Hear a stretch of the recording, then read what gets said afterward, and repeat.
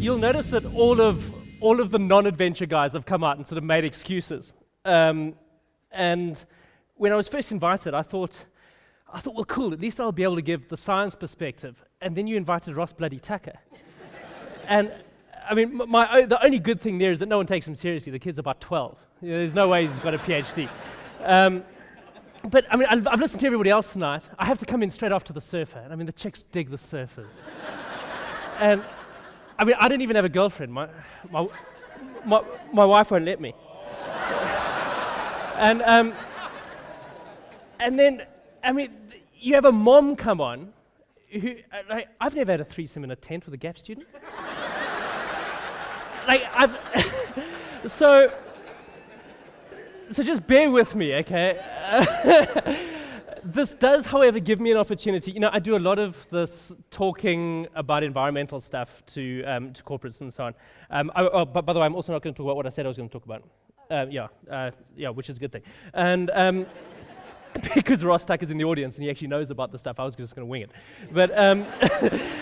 But so I'm going to use this as an opportunity to talk about something that's very, very close to my heart, but maybe in a little bit more of a relaxed environment and have a little bit more fun with it and look at it a slightly different perspective.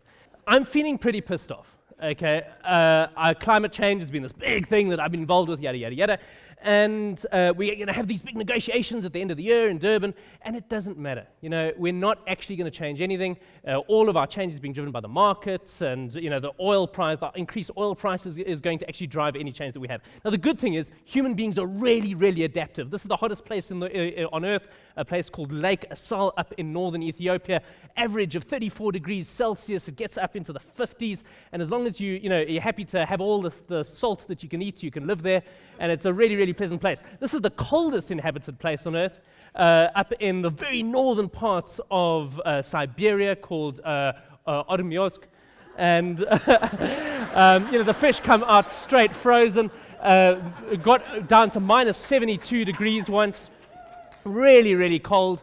It averages, well below zero there. This, in fact, is the genuine coldest place on Earth. This is like the holy grail for climatologists. Vostok, where they had drilled down 3 Ks into the ice to get the ice cores that we can work out what the weather was like 400,000 years ago.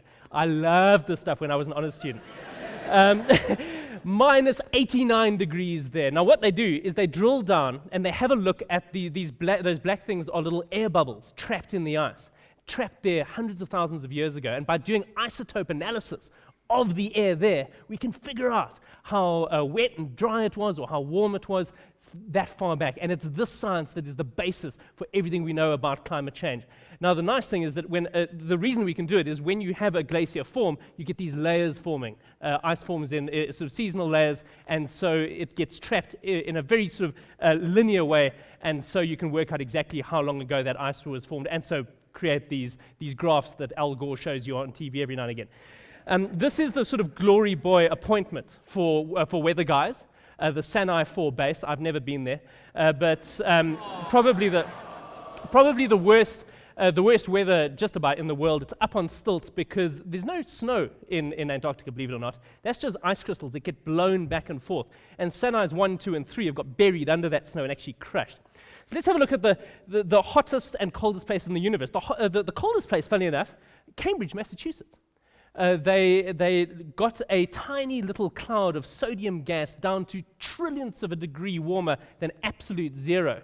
And I was quite impressed by that until I found out where the hottest place in the universe was, in Switzerland.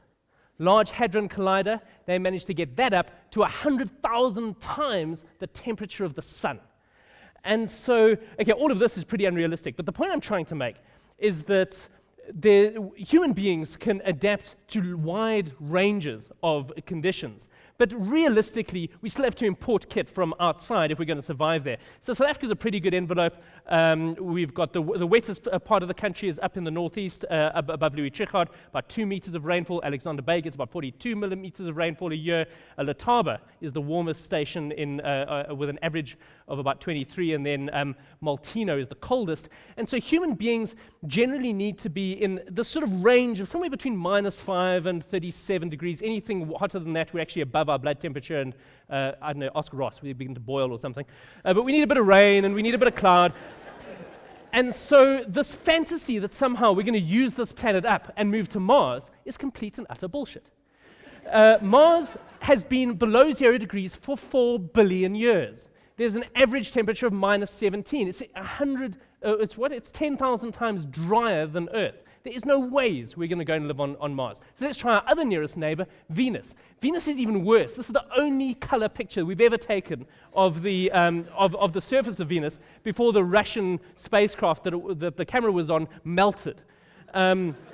It gets up to about 200 degrees Celsius. It's actually the greenhouse effect has run away on Venus. That's why it's so crappy there. And oh, by the way, I do actually do adventures.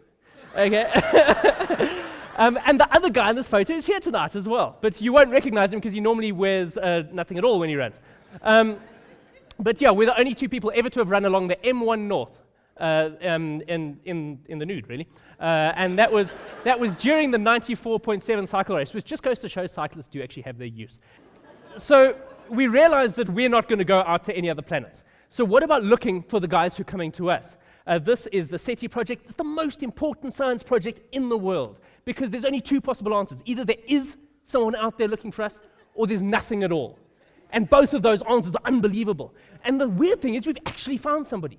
This is the famous WOW signal that is absolutely perfect. It was in the hydrogen spectrum. It was a very, very strong signal. It was spatially very, very stable. It happened for 72 seconds back in 1977. We never found anything ever again in that part of the sky, but it does mean that there might well be something out there. We have sent a huge telescope up to have a look for exoplanets, planets outside our solar system. We've found 1,200 of the things in about 18 months. This is the Kepler space telescope.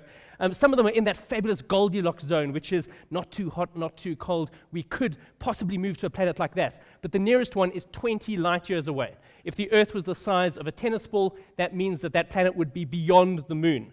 It's far too far away. There's no ways we're ever going to get there. And so we need to stop this fantasy that somehow we're going to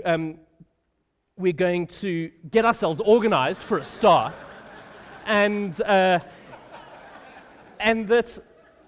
because I mean we've quit the shuttle program. The SETI had to have money donated to it by Steve Jobs, rest his soul, for it to just keep going. And so we're left with this one little planet that is all we've got. And so this idea that somehow we're going to use it up and move to another one is a Star Trek fantasy that isn't going to happen. And that's pretty much what I wanted to say. That this is, I didn't want to leave us on too much of a downer, but essentially, everyone here either has or aspires to do something really, really incredible and has the energy to do it as well.